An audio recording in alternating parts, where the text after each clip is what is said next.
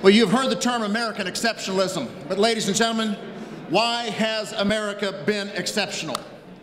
Well, unlike other nations that believe that all power was held by a king or oligarchy who could either grant privileges and also take them away, America was built on a biblical worldview. America was built on the laws of nature and nature's God. And America believed that all men were created equal and endowed not by the government, but by their Creator with certain unalienable rights.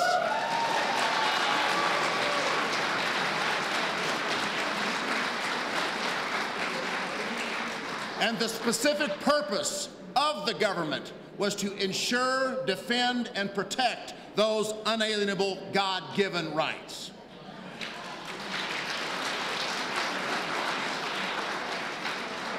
The most concerning thing about last November's election was not the outcome, although I hated it. The most concerning thing was that there were some 65 million voters that thought it was a good idea to re-elect Barack Obama to office.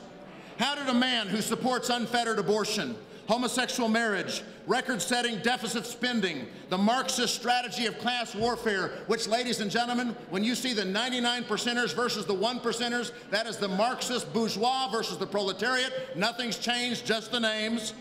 The redistribution, a man that supports the redistribution of wealth, how did he garner the support of nearly 65 million voters? Well, the reason is that that's what voters have been taught in an educational system that believes in big government because it is controlled by the federal government.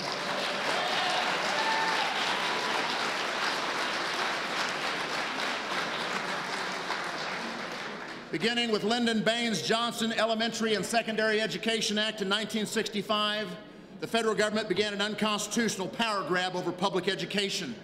Then in 1991, President George Herbert Walker Bush, you'll find this is both Democrat and Republican, George Bush I tied American education into the standards set by the United Nations Education, Scientific, and Cultural Organization, UNESCO. Since then, every few years, the federal government rolls out the latest version of the same old UN standards. Whether you call it Goals 2000, No Child Left Behind, Race to the Top, or Core Curriculum, it's the same old junk, and we keep buying it.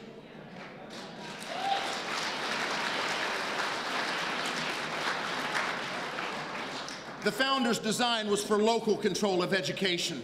And the school buses in my town still say Edmond Public Schools on the side of them, but unfortunately, they really aren't.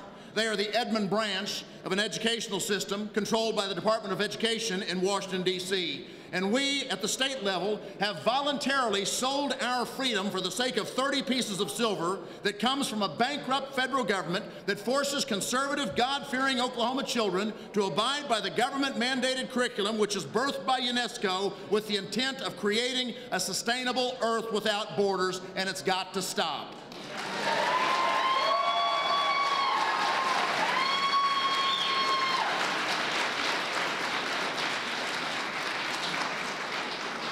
We have kicked God out of school and replaced him with Darwin and Marx, and understand that if there is no God, then government becomes God. And government is the grantor of all rights, including my Obama phone and my Obamacare.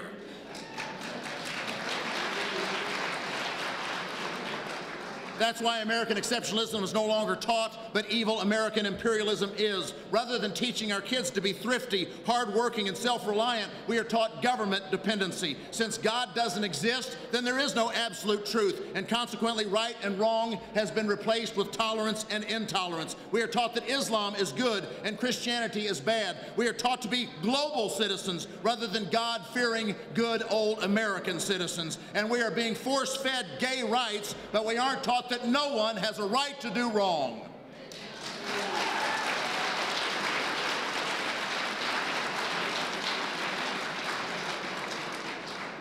Core curriculum may be the most dangerous Trojan horse that has been brought to our gates for the following reasons. First of all, the P20 standards.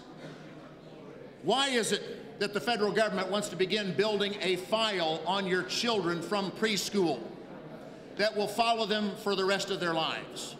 Why is it that the federal government wants to quiz your children as to whether your parents have guns at home or whether they vote Republican or Democrat? Why are they mining for data, building a file that will follow them throughout their lives beginning at age 3? I'd like an answer to that question. Why is that now necessary?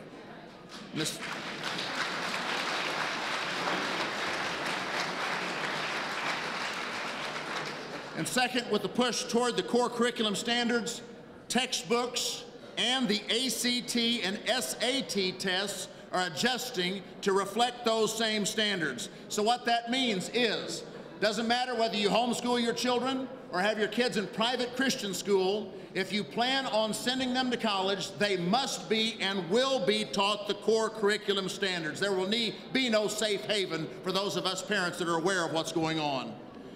Folks, if we don't stop this program now, it will become America's next Medicare and Social Security, and millions of children will be lost inside a one-size-fits-all system to create equal mediocrity among the new global citizenry.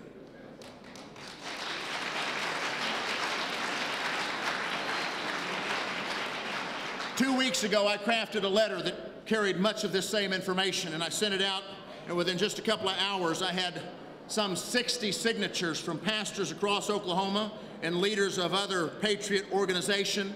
We took that letter and sent a copy of it to every state legislator. We sent a copy of it to our governor, to our state school superintendent, and lieutenant governor. We are pleased that the House of Representatives have some common sense and recognizes that the Constitution is still in force, and they responded so quickly and so favorably. We are not pleased that our governor and superintendent, and apparently some in the Senate, do not agree and like this idea of federal control over local schools. Ladies and gentlemen, let's restore American exceptionalism and reject the core curriculum. We're smart enough to make decisions about our own children and our own schools. Let's return Oklahoma schools to Oklahoma control. God bless you.